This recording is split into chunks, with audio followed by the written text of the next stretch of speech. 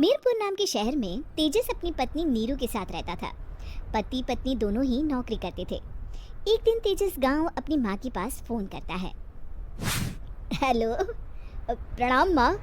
जीते रहो माँ, तुम दादी बनने वाली हो। अरे वाह, ठीक है बेटा, मैं कल ही आती हूँ। जब माँ जी शहर पहुंची तो बेटे बहू ने बहुत अच्छे से स्वागत किया। लीजिए माँ जी चाय।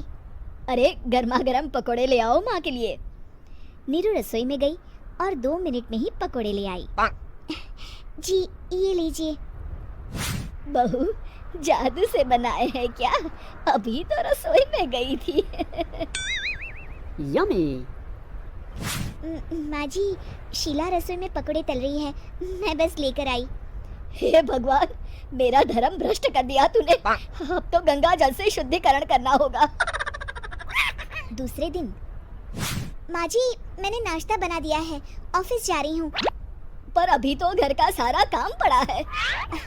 शीला आती ही होगी, झाड़ू पोछा बर्तन कपड़े वो सब कर लेगी। हमारे जमाने में घर का सारा काम हम ही करते थे। जी माँ जी, आप बहुत होशियार हैं, मैं घर ऑफिस दोनों नहीं संभाल पाती। तो जरूरत क्या है घर से बाहर जाकर चाकरी करने की? वैसे भी घर का काम खुद करने से घर में बरकत आती है, समझी? पर माँ जी। पर वर कुछ नहीं, इस महीने की पगार मिले फिर ऑफिस बंद है। हाँ। रात को नीरू तेजस से कहती है, सुनिए जी, माँ जी बोल रही थी कि मैं नौकरी छोड़ दूं। वैसे ठीक ही तो है, अभी तुम्हें आराम की जरूरत है। फिर भी आराम कहाँ, शीला को छुड़ाने के लिए बोल रही थी। तो अब 24 घंटे में इतना काम तो कर ही सकती हो। पर जॉब पसंद है मुझे, घर पर मन नहीं लगेगा। अगले दिन जब दोनों ऑफिस के लिए निकल रहे थे, मेरी तो कोई कीमत ही नहीं है इस घर में। माँ जी, आजकल महंगाई बहुत है, रहन सहन भी बदल गया है, दोनों नौकरी करते हैं तभी ठीक रहता है। अच्छा, तू कहना क्या चाहती है? मेरा बेटा तुझे बिठा के खिला नहीं सकता? तू ही इस घर का खर्च चला रही है, हैं? नहीं माँ जी, मेरा वो मतलब नहीं था। मतलब खूब समझती हूँ, ये बाल धूप में सफेद नहीं किए मैंने। हाँ। अब तो ये रोज का काम हो गया था। तेजस भी रोज की झिकझिक से परेशान हो गया था। एक दिन उसने कहा, नीरू, वैसे भी तुम्हें मैटरनिटी लीव मिलने वाली है, तो अभी से ही छुट्टी ले लो। पर क्या, मेरी सैलरी अच्छी खासी है।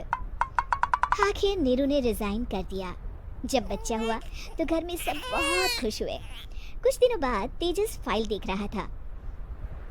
क्या हुआ तेजस, कुछ परेशान लग रहे हो? हाँ, वो हमारी जितनी सेविंग्स थी वो तो हॉस्पिटल में और छठी के फंक्शन में खत्म हो गई है नीरू। और अभी वैसे मंदी चल रही है तो मैं बोल रही थी कल मुन्ना को हेपेटाइटिस का टीका लगवाना है। नीरू, क्या पोस्टपोन नहीं कर सकते? नहीं जी, बिल्कुल नहीं। अब तेजस को समझ में आ रहा था कि उससे गलती हुई है। पैसों की कमी का असर घर के माहौल पर भी पड़ रहा था।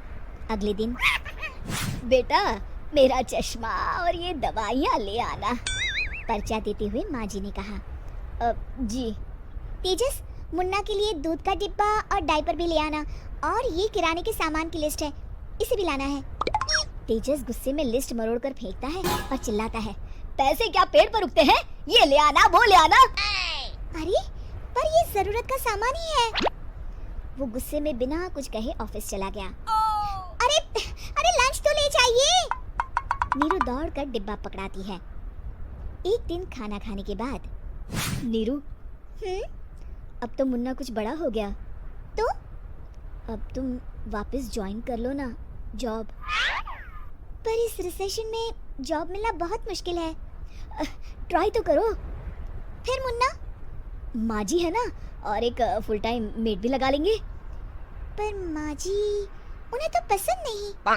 तभी माँ जी वहाँ आ जाती है और प्यार से नीरू के सर पर हाथ फेरते हुए बोलती है, अब मेरी समझ में आ गया बहू, पहले के और अब के समय में अंतर है।